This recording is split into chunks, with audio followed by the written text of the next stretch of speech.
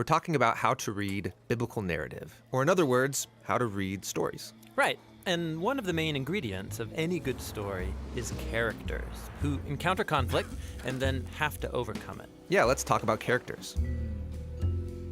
In most stories, we quickly identify with characters because, just like them, we're in our own story having our own conflicts that we need to overcome. Yeah, and good stories have characters with relatable struggles.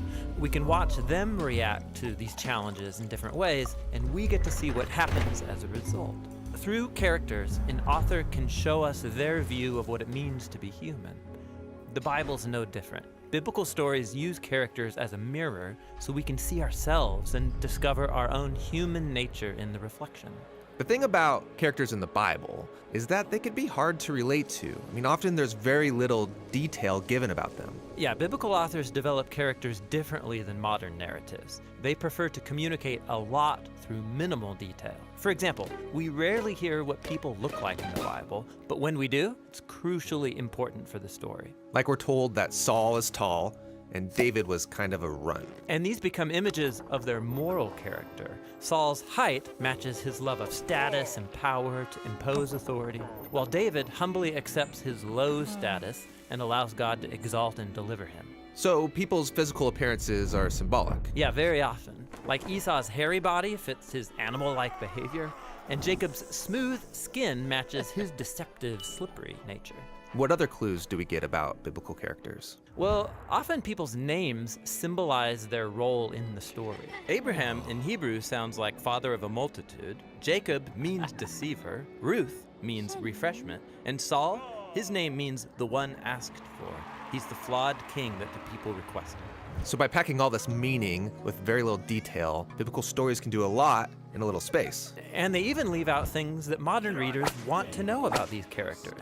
Like they rarely come out and tell us people's thoughts or motives. Right, like when Moses saw an Egyptian beating an Israelite, he kills him on the spot. But why? Was this righteous anger, or did he just lose his cool? And was it okay with God that he did it? Yeah, we're not told. Because biblical authors usually avoid giving moral commentary. They would rather have a character's words and actions reveal their motives and then leave us to judge their behavior by seeing the consequences.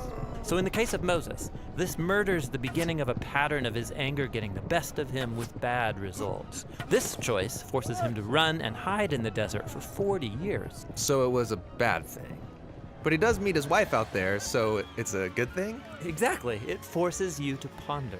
Through all these techniques, the biblical narrators keep their stories compact, memorable, but also engaging. But seriously, was Moses being good or bad? Right? Like in classic stories, there's always a good guy and a bad guy, some admirable hero who faces off against some horrible villain. Sure, and simplified characters like that are helpful for teaching children there's such a thing as good and evil. But the Bible's not a children's book. Its characters are very complex, a mixed bag of good and evil, just like us. There's hardly any flawless characters in the Bible. What about heroes of the faith, like Abraham or King David? So you mean Abraham, who used an Egyptian slave for sex and then lied about his wife 2 times to save his own neck? And David, the man after God's own heart, who sleeps with another man's wife and then murders him? These stories are anything but simplistic. They offer us realistic portraits of compromised people like ourselves. The real surprise is that God keeps working with them despite their failures. So, just because a person's called by God or wins a battle, becomes successful or wealthy, it doesn't mean the biblical author wants me to act like them. Right. It would actually be really dangerous to imitate most biblical characters. True.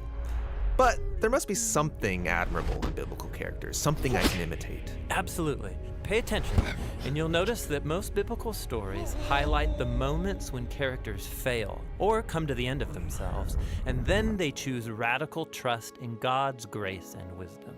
It's in these stories that the authors show us how to be a human who truly pleases God through humility and surrender. Yeah, the fact that God stays committed to biblical characters is a profound statement about the patience and love of God, who is also a character. Right. And by studying biblical characters, we can observe our own worst tendencies on display. And we see time and again God's gracious response that will see this story through to the end.